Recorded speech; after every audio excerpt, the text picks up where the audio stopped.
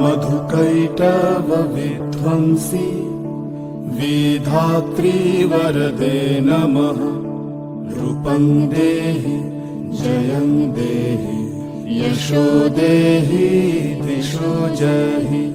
महिषासुरनिर्णाशि भक्तानां सुखदे नमः।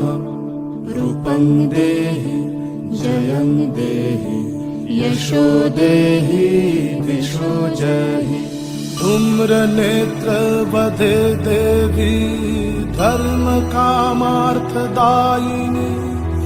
रूपं देहि जयं देहि यशो देहि दिशो जहि। रक्तबीज वधे देवी चण्डमुण्ड विनाशिनी।